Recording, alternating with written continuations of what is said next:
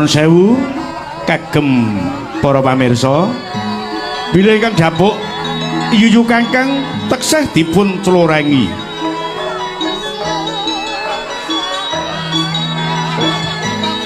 Golekne duwe SPP.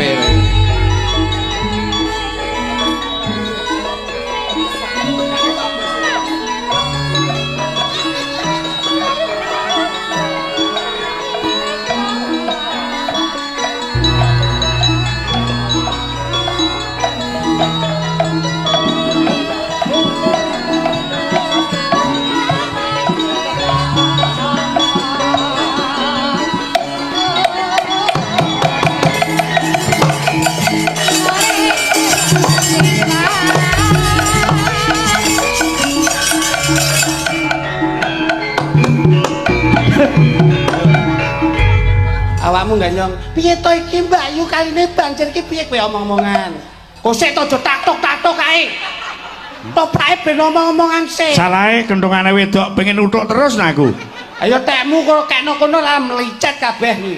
Ora, ayo kamu omongan dulu. Kleting-kleting berbicara mau ngunggah-ngunggahi andi-andi lumut.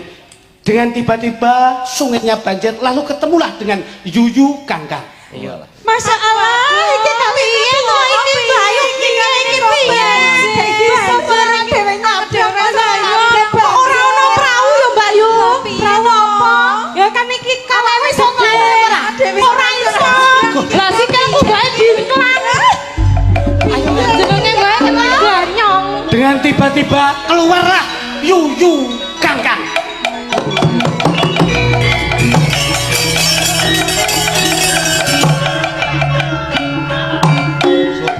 Suap Pak.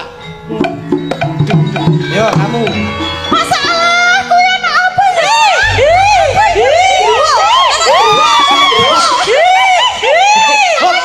Hop. Kowe iki pekok men to. Kae iki wedi karo kowe kok kowe mek wedi iki ngopo? Lah sak kirene apa ngono. Sing wedi iki kowe. Iki lho, kok kowe melu wedi iki ngopo? Bedino petuk wedi nyapa lho iki. Awakmu dadi yuyu ki ora kok mlakune klunu-klunu ngono kuwi lho. Aku dadi seafood begini. Ayo, Dele. Masalah kewan apa kae apa? Krembyang kae lho apa to Mbak Yu? Sik, pun kenengi. Iya, apa kae siluman apa to Mbak Yu kae kuwi monster. Lekutuk.